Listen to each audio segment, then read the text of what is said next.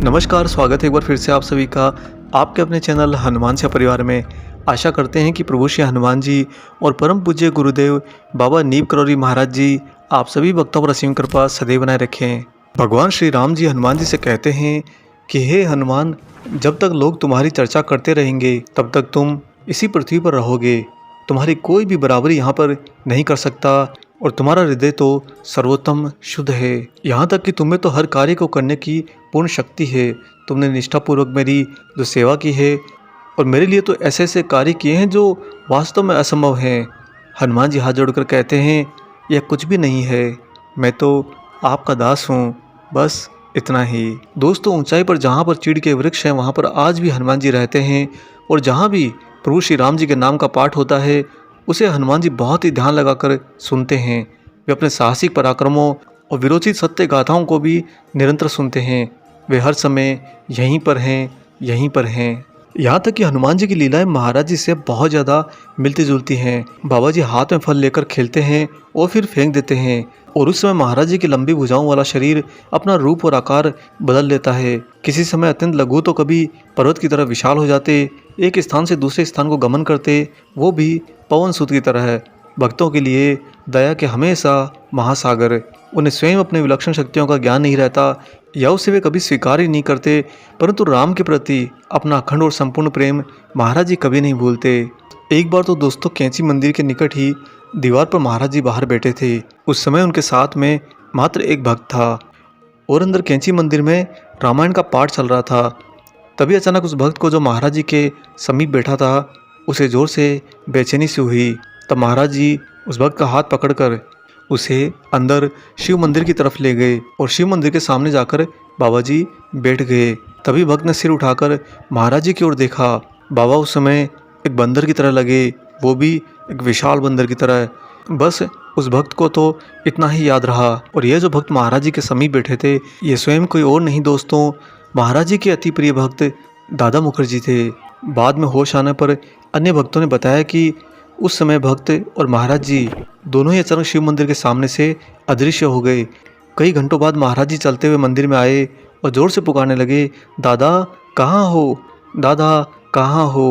महाराज जी की पुकार पर दादा की खोज की गई।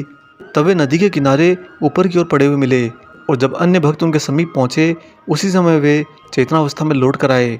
इसके अलावा तो उन्हें कुछ भी याद नहीं। उस दिन महाराज जी के शरीर इस मानवीय भौतिक शरीर के अंदर ही हनुमान जी के रूपांतरण को सुधीर दादा ने खुली आंखों से दिन में देखा। ये दोस्तों महाराज जी की परम से भी परम, विशेष से भी अति विशेष कृपा थी, जिसके चलते महाराज जी ने उस अलौकिक आयाम को इस भौतिक आयाम के अंदर मिश्रित करके भक्त को प्रत्यक्ष आंखों से दर्शन दिए। दोस्तों, परम पूज्य गुरुदेव बाबा नीम करौरी महाराज जी यूं ही सुधीर दादा को अनेक बार हनुमत स्वरूप के दर्शन दिए। पता नहीं क्या, परंतु महाराज जी और सुधीर दादा का तो जन्म जन्म का नाता था, वो भी बहुत ही ज़्यादा घनिष्ठता वाला। आप यूँ कह सकते हैं कि राम लक्ष्मण के बिना नहीं आ सकते, कृष्ण बलराम के बिना नहीं आ सकते, वैसे ही ठीक महाराज जी सुधीर दादा के बिना यहाँ पर अवतरित नहीं हो सकते। दादा ने महाराज जी की ऐसी सेवा करी, ऐसी भक्ति करी कि स्वयं महाराज जी की अपने ही अद्वैत स्वरूप हनुमान जी की भक्ति उनके बिना फीकी पड़ जाती। ऐसे ही एक दिन महाराज जी अपने कमरे में थे और सुधीर दादा उस समय रसोई में। तभी महाराज जी ने उन्हें जोर से पुकारा तो दादा दौड़ते हुए उनके कमरे की ओर आए। उन्होंने देखा कि महाराज जी बिना कंबल ओढ़े मात्र एक धोती में अपने कमरे के दरवाजे के बाहर खड़े हैं तथा धोती पीछे से पूंछ की तरफ उनसे लटक रही है और महाराज जी का भौतिक शरीर उस समय अति विशाल आकार में उस हॉल के बीच में समाया हुआ है। दादा महाराज जी का इतना बड़ा भव्य स्वरूप देखकर बहुत ज़्यादा द्रवित हो गए। दौड़कर वह बाबा महाराज जी को उस विशालतम पैर से लिपट गए। तत्पश्चात महाराज जी वापस अपने मूल स्वरूप में आ गए और बिना कुछ कहे कमरे में चले गए।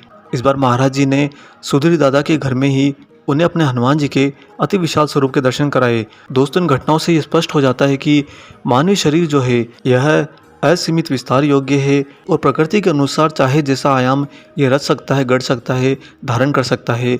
एकमात्र जो आवश्यकता रहती है वह इसमें परम सत्य की, परम सत्य रूपी सिद्ध देव तत्व की। महाराज जी ने हम सभी मानव जैसे अपने सरल से भौतिक शरीर के अंदर ही अपने आप के उस आयाम को जागृत किया जो स्वयं के अंदर परम सिद्ध है और स्वयं हनुमान है। जो साधारणतः मनुष्य अपने स्वप्न के अंदर भी कभी ये बातें नहीं देख पाता कि कैसे एक मनुष्य का शरीर एक रबर की भांति या फिर यूं कहिए कि दृष्टि में ही ना आए उस आयाम के अंदर जाकर अपने रूप को बदल लेता है, अपने वजन को बढ़ा लेता है और बिना किसी अप्राकृतिक हस्तक्षेप के। ऐसे ही एक और अन्य घटना जहाँ पर महाराज जी ने अपने हनुमान जी के अपने ही परम तत्व प्रभु श्री राम जी के परिप्रेक्ष्य में दर्शन करा दिए। एक बार महाराज जी भक्तों से घिरे हुए बैठे थे और पूरे आनंद में थे, तभी उनके पाँवों के पास में एक छोटी सी लड़की आकर बैठ गई और वह महाराज जी को देखते ही अचानक से रोने लगी। लोगों ने उससे रोने का कारण पूछा तो उसने कहा कि वह बयान ही नहीं कर सकती, क्योंकि उसने महाराज जी के वक्ष स्थल पर अभी अभी प्रभु श्री राम और सीता को देखा है। और इसके बाद दोस्तों छोटी सी बालिका ने माता सीता जी के रूप और श्रृंगार का बहुत ही सुंदर वर्णन किया। महाराज जी चुपचाप बैठे हुए बस सुन रहे थे और मंद मंद मुस्कुरा रहे थे। एक छोटे से बालक की भौतिक दृष्टि के द्वारा महाराज जी ने साक्षात प्रभु श्री राम जी और माता जानकी के दर्शन करा दिए, जो दोस्तों वास्तव में तो एक भौतिक शरीर के लिए युगों युगों तक असंभव है। प्रभु श्री राम जी के दर्शन इतने सुलभ नहीं, इतने आसान नहीं कि कोई भी आँख खोले और उन्हें देख सके। हाँ, अगर पूर्ण रूप से राममय हो जाए, पूर्ण रूप से हनुमानमय हो जाए और पूर्ण रूप से ही महाराज में हो जाए, उसके बाद में तो प्रभु श्री राम जी आंखों के सामने होते हैं, आंखों के तारे होते हैं। महाराज जी ने स्वयं ही प्रभु श्री हनुमान जी का इतना सुंदर स्वरूप अपने अंदर धारण किया हुआ था। हर समय बाबा अपनी लीलाओं से हनुमान जी के उस साकार स्वरूप को यहाँ पर भौतिक आवरण देकर लोगों के सामने प्रत्यक्ष लेकर आते रहे। ऐसे ही महाराज जी की हनुमत लीला में एक और घटना, जब आश्रम के अंदर ही एक बार बाबा को नहलाया जा रहा था। छोटी सी चौकी पर बैठे महाराज जी नहाते समय उस समय अपनी पीठ को खुजलाने लगे। तब वहाँ उपस्थित भक्तों ने देखा कि महाराज जी की पीठ पर अचानक से रोएदार बाल उग गए हैं और आगे की तरफ बाबा उस समय जोर से एक बंदर की तरह गुर्राए। दोस्तों, महाराज जी का भक्तों के साथ में एक अटूट सा प्रेम भी उस समय था, जिसके कारण कोई भी भक्त महाराज जी के स्वरूप से भयभीत नहीं हुआ। एक तरफ तो हनुमान जी की साक्षात लीला को देखा और दूसरी तरफ महाराज जी के सानिध्य में सभी भक्तों ने अपने आप को बहुत ही आनंदित पाया। ऐसे ही एक बार फरवरी के महीने में एक अन्य भक्त कैंची आश्रम जो बाबा के दर्शन के लिए आया हुआ था, वह भक्त जितनी भी बार महाराज जी को सामने से देखता तुरंत ही अचेतन हो जाता।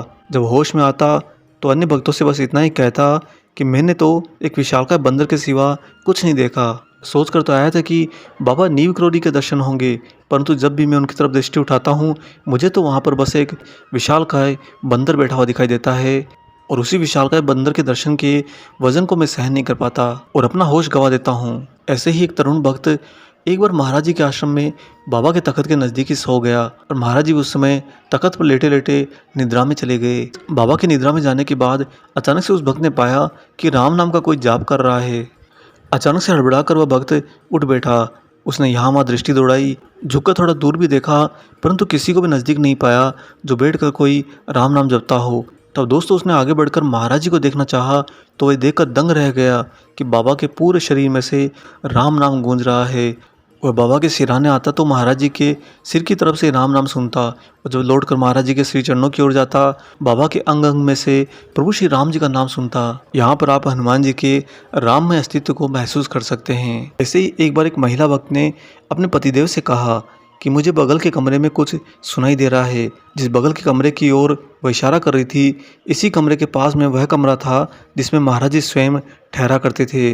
तब उन्होंने वो कमरा खोला और अंदर जाकर देखा कि महाराज जी के ही पदचिन्हों से दीवार से लेकर छत तक एक चलता हुआ मार्ग अंकित था, जैसे महाराज जी दीवार के ऊपर से चलते हुए छत के ऊपर चलने लगे हों और अदृश्य हो गए हों। दोस्तों, इन बातों के पीछे ज़्यादा दिमाग लगाने की आवश्यकता नहीं, क्योंकि हम जो कुछ सोचकर जटिल होकर यहाँ पर अटक जाते हैं उसके बाद में ही वास्तव में यथार्थ यानी कि अलौकिकता की शुरुआत होती है।